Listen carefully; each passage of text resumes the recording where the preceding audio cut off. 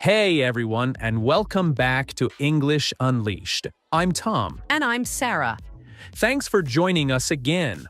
Today's episode is all about a very real part of life. Problems, stress, and difficult decisions. That's right. Sometimes life feels easy, but sometimes everything happens at once. Work problems, big decisions, small annoyances.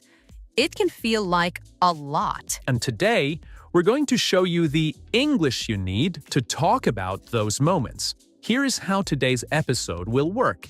First, we'll listen to a short conversation between two friends, Emma and Josh. They will use real, everyday English, and you will hear lots of useful phrases about, stress, confusion, and making tough choices. Then, after the dialogue, Tom and I will explain each important word and phrase slowly and clearly. We will tell you what it means, give you simple examples, and even share some personal stories to help you remember them better. And remember, don't worry if you don't catch everything the first time. You can always pause, go back, and listen again. So, are you ready to hear how Emma and Josh handle a really difficult week? Let's listen to the dialogue.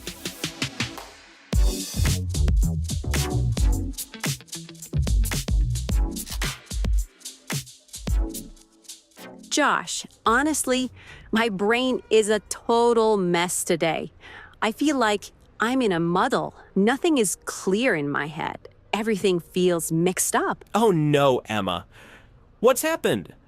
Something at work? Well, work and also just life in general. Right now, I'm facing a huge dilemma. I got 2 job offers. Both are good in different ways, but I can't decide. Wow, that's big. What are the jobs like? Well, one job pays really well. It's in a big company, good salary, fancy office. But the work sounds super boring. Just spreadsheets and reports all day. Not very exciting. Exactly. The second job sounds amazing. Working with people, planning events, traveling sometimes. I think I would love the work. But the pay is much lower. So now I'm in a dilemma. Money or passion? Stability or happiness? Classic dilemma. That's a hard one. It really is. And on top of all that, my current job is making things worse. They keep giving me more and more tasks. No extra pay, no help. I feel like I'm in a tight corner. Like I can't move in any direction without problems. That's horrible. You know, small problems like losing your keys or missing a bus, those are mildly irritating. Annoying, but you get over it. But what you're dealing with sounds intensely annoying. It's the kind of stress that stays inside you all day. Yeah. Every tiny thing now makes me crazy. Someone at work left dirty dishes in the kitchen, and I almost cried about it. It's like my patience is completely gone. Honestly, sometimes I just want to take a back seat. Stop trying to fix everything. Let someone else deal with the mess. Yeah, and that's okay sometimes. You don't always have to be the one in charge. Sometimes, stepping back helps you breathe again. Maybe you're right. And I'm trying to stay positive. I keep telling myself, maybe I'm starting to see the light at the end of the tunnel. Like, maybe this crazy time will end soon. I believe it will. You are strong, Emma. But you're right. You have to make a decision soon. Otherwise, you might come to a dead end where neither job is available anymore. Exactly. That's my big fear. If I wait too long, I lose both options and be stuck in the same old miserable place. So maybe first step, get to the bottom of things. Really find out the truth about both jobs. Ask hard questions. Talk to people who already work there. Get real answers, not just what they tell you in interviews. Good idea. I'll email both companies, maybe even call someone who works there. I want to know what a real day at work looks like. Exactly. And you also need to get a grasp of what matters most to you. Yeah, like I need to sit down and really think. Is it better to have more money but feel bored every day? Or have less money but feel excited and proud of what I do? Exactly. No one can tell you the right answer, but once you get a grasp of what your heart really wants, the decision will be easier. Thanks, Josh. Honestly, just talking about it is helping me already. My brain still feels a bit muddled, but at least I see a way forward now. Good. You're doing the right thing. Take your time. Ask questions. Listen to yourself. You are stronger and smarter than you think, Emma. Thanks. I really needed to hear that today. Anytime. That's what friends are for.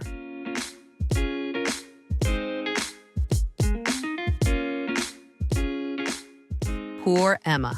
That was a really difficult situation.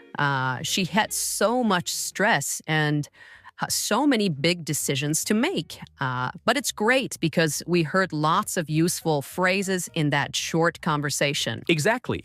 And now we're going to go through those words and phrases together. Let's start with the very first thing Emma said. She said she was in a muddle. Now, when you're in a muddle, it doesn't just mean you're busy. It means your mind feels totally messy. You're confused. You don't know what to do first. Everything feels mixed up. Exactly. It's like when you have so many thoughts and tasks flying around that you can't even decide what's important anymore. I remember last year when I moved to a new city. It was crazy. New flat, new job, new neighborhood. I was totally in a muddle for weeks. One day, I tried to go grocery shopping, and I ended up walking in circles for almost an hour because I couldn't find the supermarket. And then I realized I had left all my important papers at home. Passport, ID, everything. It felt like my brain had just stopped working. That sounds just like me when I started my first teaching job. I remember waking up at 5 a.m., trying to get everything ready. Lesson plans, books, coffee, and I would always forget something. One day, I even left my house wearing 2 different shoes. I was so in a muddle that my students noticed before I did. It's that feeling where your body is moving, but your brain is running 10 minutes behind. Exactly. And it's important to know being in a muddle doesn't mean you're lazy or bad at your job.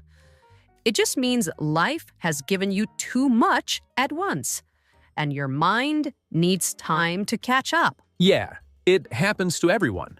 And it's a really natural, friendly phrase. You can easily say things like, I'm in a muddle.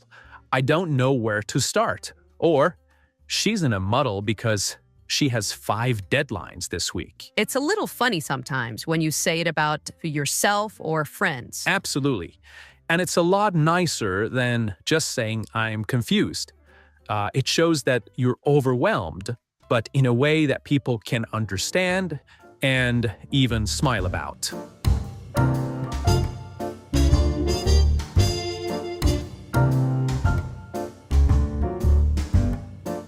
All right, so next, Emma said she was facing a dilemma.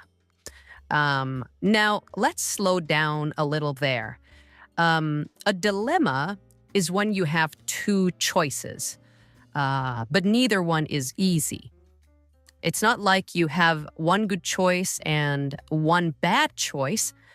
It's that both choices have something good and something bad. And when you're facing a dilemma, it's really hard to decide. Yeah, And what's interesting is a dilemma doesn't always have to be about big life things. Sometimes it's big, like moving to a new country or staying home. But sometimes it's small, like choosing between two birthday parties when they are on the same night. Yeah, true. But big or small, dilemmas always make you feel stressed because you don't want to make the wrong decision. I still remember one of the first big dilemmas I had. I was just finishing university and I got two offers. One was to work at a famous company in London. Really exciting. Everyone would be impressed. The other was to stay close to home at a smaller company. But I would have more time for my family and my hobbies. I cried about it one night. It felt so heavy because whatever I chose, I knew I would miss something important. I know that feeling too well, Sarah. When I moved abroad for a teaching job, it wasn't easy either. I loved my family and my friends. I didn't want to, leave them. But at the same time, I really wanted an adventure. I was totally facing a dilemma for weeks. I even made a big list, pros and cons. But the list didn't help much because my heart and my head wanted different things. Exactly. That's another thing. Sometimes your head says one thing and your heart says something else. And that's what makes a dilemma so hard. It's not just logic. It's also emotions. Yeah, and sometimes people around you will give you advice, but it doesn't always help. Because at the end of the day, you have to live with the choice you make. Absolutely. And that's why we say face a dilemma, because it feels like standing right in front of something difficult. You can't escape it. You have to deal with it. So, when you want to use this phrase, you can say things like, I'm facing a dilemma about moving to a new city. Or, she's facing a dilemma between studying abroad and getting a new job. And if you want to make it even simpler, you can also say, I'm in a dilemma. I'm in a dilemma. Or, he's in a dilemma about what to do next.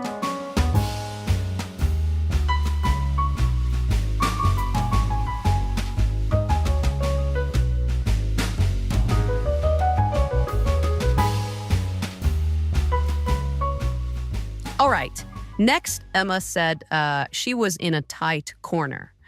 Now, this is a really great phrase. When you say you're in a tight corner, it means you are stuck in a difficult situation. You don't have much space to move. You don't have many choices. It's like being in a small, uncomfortable place, and you can't easily get out. Yeah. And it's not just about feeling uncomfortable. It's about feeling trapped. Like whatever you do, it's going to be hard. I remember once early in my career, I was working at a school where the manager gave me two impossible tasks. One task needed to be finished that same day, and the other needed to be finished before noon. But there was no way to do both. I was totally in a tight corner. Oh, wow. I can imagine. And the worst part is, when you're in a tight corner, you often feel alone. Like no one is coming to rescue you.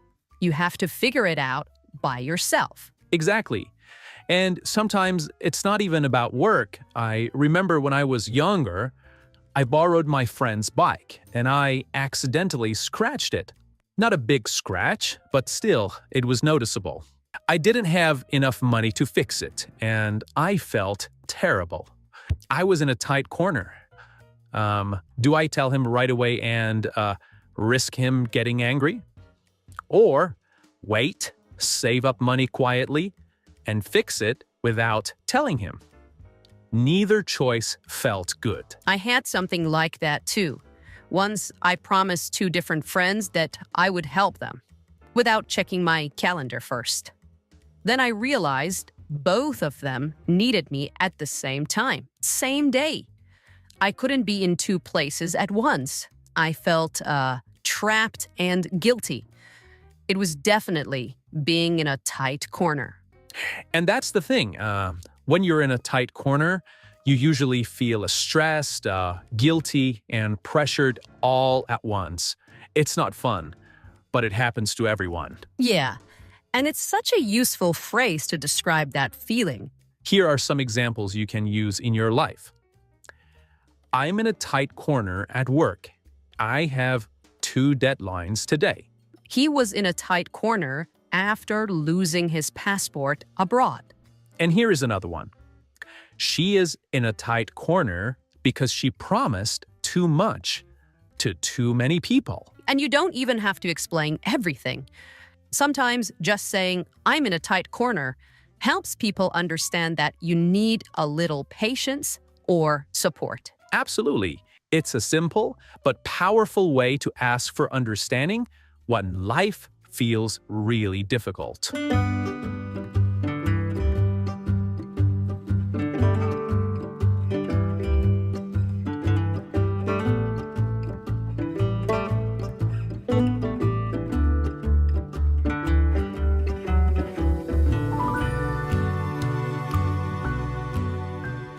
All right, next, let's talk about 2 great ways to describe different kinds of problems.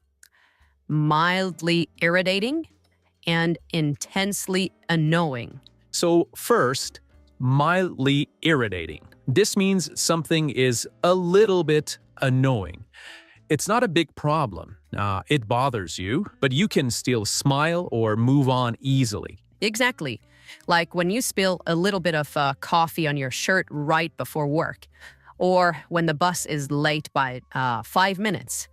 It's not the end of the world. It's just mildly irritating. I remember one time I was late for a meeting because every traffic light turned red. Every single one. It wasn't a disaster, but it was definitely mildly irritating. I remember sitting there in my car just laughing because it was so silly. Yeah.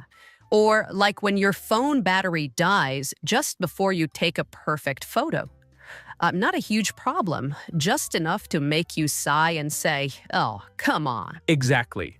Now, on the other side, we have intensely annoying.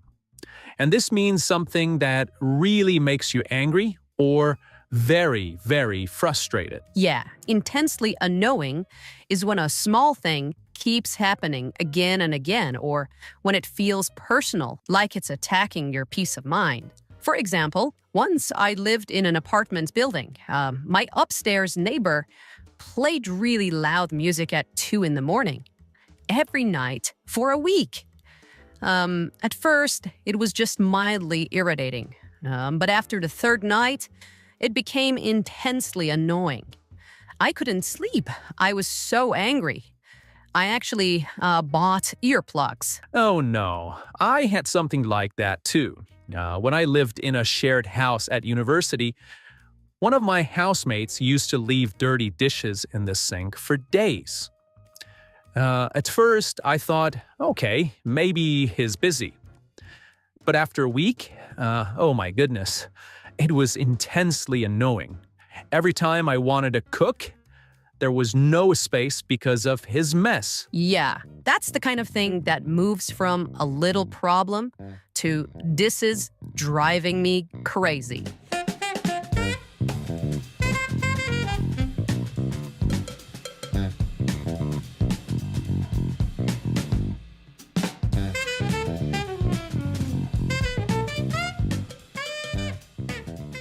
All right, now let's talk about another really useful phrase. To take a back seat. Yeah. When you take a back seat, it means you stop trying to lead, stop trying to control everything. You step back and let someone else take charge. It's like being in a car. The driver is at the front, making the decisions.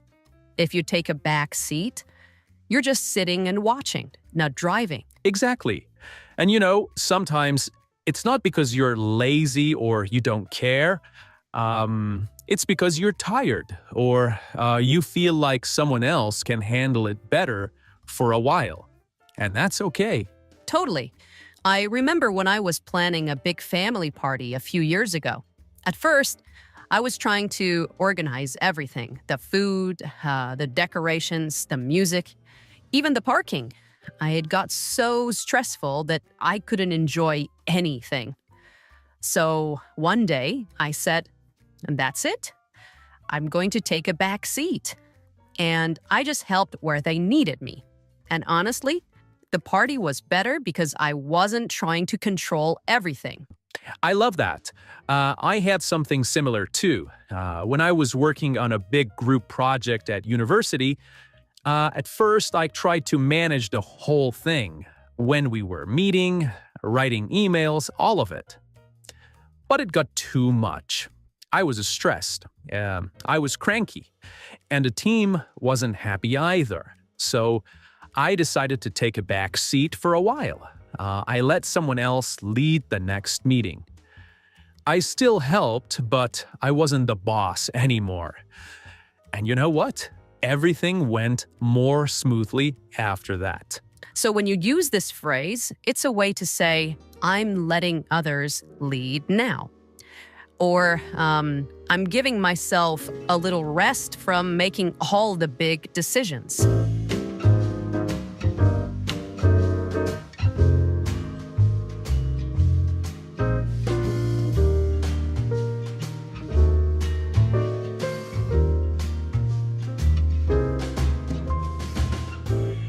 All right, now for a really hopeful phrase.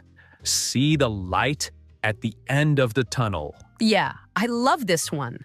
It means that even though you are in a hard, dark, difficult time, you're starting to see that it's going to get better. There is hope. You're not finished yet, but you can finally see that the bad days are ending. Exactly. It's like when you're in a long, dark tunnel and finally, far ahead, you see a little bit of light. You know you're getting closer to the exit. You're not stuck forever. And I remember a time in my life when this phrase really made sense to me. When I was doing my master's degree, there were weeks where I had essays, exams, and presentations all at once. I barely slept. I felt so tired and stressed. I honestly thought I couldn't finish. But then, when the last few days of the semester came, I could see the light at the end of the tunnel. I knew the hard work was almost over, and summer was close. Oh, I had a time like that too. When I was saving money to travel, I worked 2 jobs, teaching in the morning and waitressing at night. For months, it felt like I was just working, sleeping, and working again. But one day, I looked at my saving accounts and realized I'm almost there. That was my light at the end of the tunnel moment. It gave me so much energy to keep going. Exactly. It's so powerful when you realize the bad part is not forever.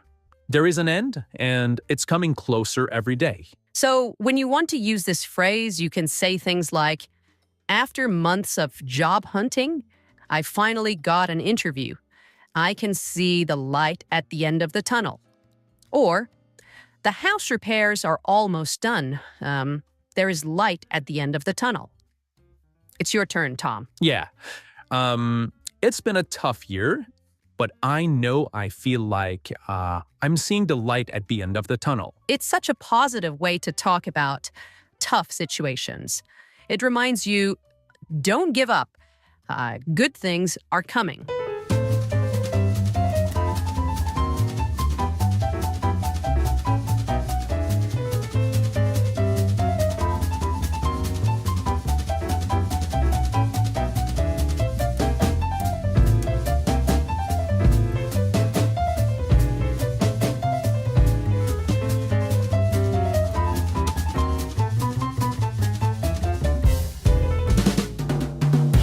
All right, now let's talk about a phrase that feels a little heavier. Come to a dead end. Yeah. When you come to a dead end, it means you can't move forward anymore. You've reached a point where there are no more options. It's just like when you're driving down a road and suddenly the road stops. There's no way forward, no way to continue. You have to stop and turn around. Exactly. And in life, this happens too. You might be working on a project or chasing a dream, and after a while, you realize it's not going to work. You have come to a dead end. I remember once I spent months trying to organize a study trip for my students. I emailed companies, talked to schools abroad, tried everything. But in the end, the visa rules changed, and suddenly it was impossible. No matter how hard I tried, I couldn't fix it. I had come to a dead end. It was over. That must have been so frustrating. I had a similar experience when I tried to learn how to code. At first, I loved it. Learning websites, little apps, things like that. But after a few months, I realized it just wasn't for me. I wasn't excited anymore. I wasn't improving. I wasn't happy. I had come to a dead end with it. And it was okay. Sometimes you realize you need to change direction. Exactly. Coming to a dead end doesn't mean you failed. It just means that path wasn't the right one for you. And now you can find a new road. So when you want to use this phrase, you can say, I tried to fix the relationship, but we came to a dead end. Or, after months of trying, the company realized they had come to a dead end.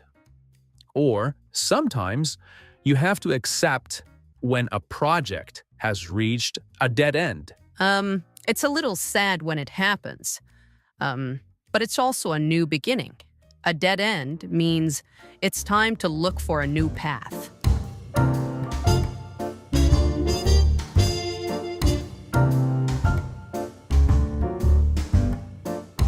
All right, now we move on to a really important phrase. To get to the bottom of things. Yes. When you get to the bottom of things, it means you find the real cause of a problem. You don't just look at the surface, you dig deeper. You ask questions, you investigate, you find out what's really happening. Exactly. It's like when there is a mystery or a problem and you don't just guess. You really want to know the truth, the real story. I remember once at school, our team's project kept getting bad marks. We thought we were doing okay, but something wasn't right. At first, we just said, the teacher is too strict. But then we decided to get to the bottom of things. We asked the teacher for feedback. It turned out we weren't following the instructions exactly. We were missing small details. Once we understood that, we fixed it, and our grades went up. That's a great example, Tom. I had something like that too when I was working at a language school. Suddenly, a few students stopped coming to class. At first, we thought maybe they were just lazy. But the manager said, let's get to the bottom of things. We called the students and asked them.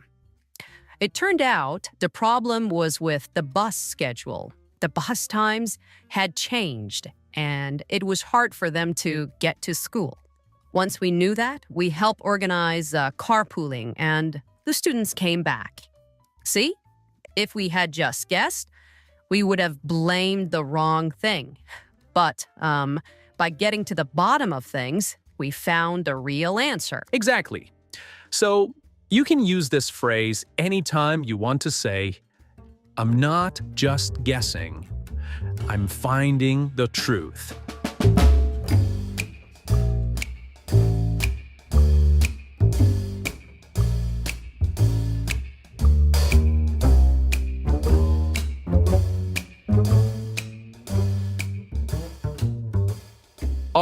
And here is the final phrase that we focus on in today's episode.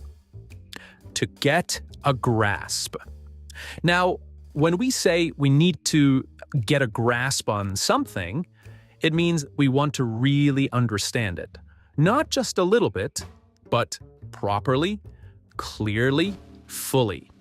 You want to have a good, strong understanding. Yes, it's like when you first hear about something new and you feel lost. It's all blurry. But after you read more, listen more, and practice a little, you get a grasp on it. And suddenly, it makes sense. Exactly. I remember when I first started learning to drive. At the beginning, everything felt so confusing. You know, the pedals, the mirrors, the road signs. I couldn't even imagine doing all of it at the same time.